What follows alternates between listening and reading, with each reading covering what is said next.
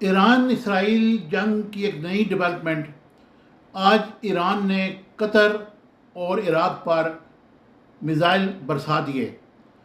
قطر پر 6 missile برسائے، جہاں پر امریکہ کی ایک بہت بڑی ایئر بیس، اس پورے یو اے ای سے بڑی ایئر بیس وہاں موجود ہے، جسے عین الاسد کہتے ہیں۔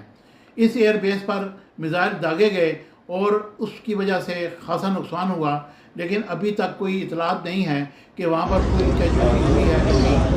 دوسری طرف امریکہ اور یو کے اور دوسرے ممالک نے منع کر دیا ہے کہ کوئی بھی عراق کی طرف سفر نہ کرے۔ اور دوسری طرف عراق کے علاوہ یو اے ای، بحرین اور قطر نے اپنی تمام فضائی حدود بند کر دی ہیں، اور اس سے ایک نیا پنڈورا باکس کھل گیا ہے، اور اس سے یہ ہوگا کہ یہاں پر ایک بڑی جنگ شروع ہو جائے گی۔ ایران نے اس جنگ کو امریکہ کے خلاف آپریشن بشارت الفتح کا نام دیا ہے، اور اس نے کہا ہے کہ امریکہ کو یہاں سے ہم بھگا کر ہم دم لیں گے، اور کسی صورت میں بھی ان کو نہیں چھوڑیں گے، کیونکہ انہوں نے ہمارے ساتھ بڑی زیادتی کی ہے۔ سب سے پہلے حملہ اسرائیل نے کیا۔ اسرائیل کو تو صفحہ ہستی سے مٹا دیا جائے گا، لیکن اب امریکہ ایک میدان میں کود پڑا ہے، اور آج ایران کے وزیر خارجہ نے روس کا بھی دورہ کیا ہے، اور پیوٹن صاحب نے ان کو مکمل حمایت کا یقین دلایا ہے۔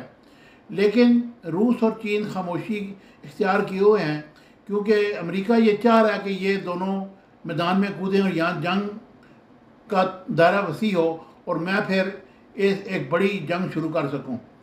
لیکن یہ لوگ صرف مذمت تک محدود ہیں، اور آج پاکستان کی قومی سلامتی کمیٹی کے اجلاس میں بھی مذمت کی قرارداد منظور کی گئی۔ پاکستان بھی بڑے سوچ سمجھ کر قدم اٹھا رہا ہے، کیونکہ پاکستان کی تو سرحد ایران کے ساتھ ملتی ہے۔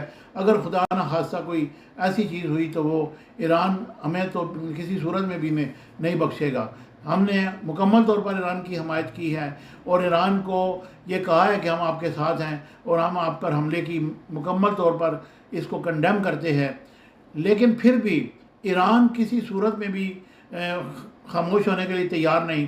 اس نے کہا کہ ہم جنگ آپ نے شروع کی ہے۔ انہوں نے یہ مخاطب ہو کر کہا کہ مسٹر ٹرمپ، جنگ آپ نے شروع کی ہے، ختم ہم کریں گے۔